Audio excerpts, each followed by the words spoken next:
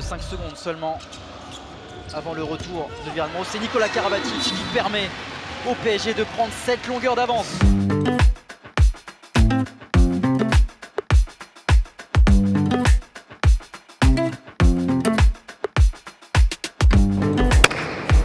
Ça a été un match entre guillemets serré pendant quelques temps. En première mi-temps, même si on prenait de l'avance, ils revenaient.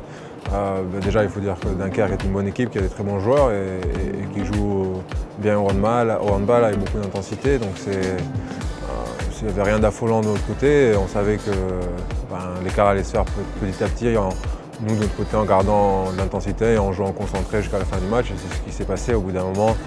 En étant bien en défense, en mettant de la pression sur l'adversaire, en montée de balle, un peu comme contre Nîmes, on a fait l'écart petit à petit et à la fin on finit avec un gros avantage.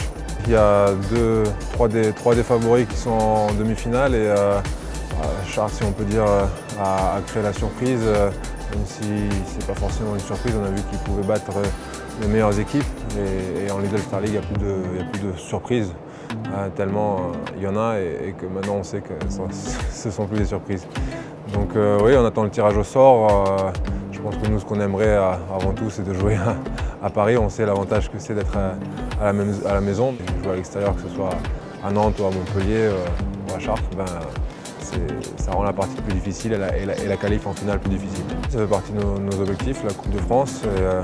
On est engagé sur tous les tableaux, c'était ce qu'on voulait, être présent et avoir l'opportunité de gagner des titres dans le sprint final.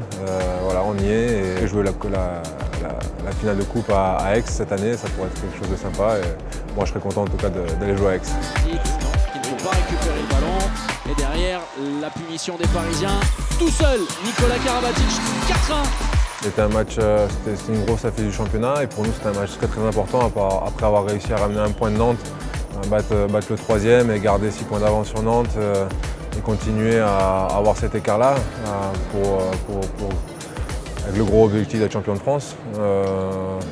Nous, on s'attendait bien sûr à un gros match et ça a été le cas et c'est parce qu'on a bien joué, parce qu'on a gardé l'intensité pendant tout le match. En deuxième mi-temps, on a été appliqué, on a bien défendu, on a monté beaucoup de ballons, on a beaucoup couru et on a pu faire l'écart petit à petit. Et je pense que Nîmes, au fur et à mesure, s'est effrité.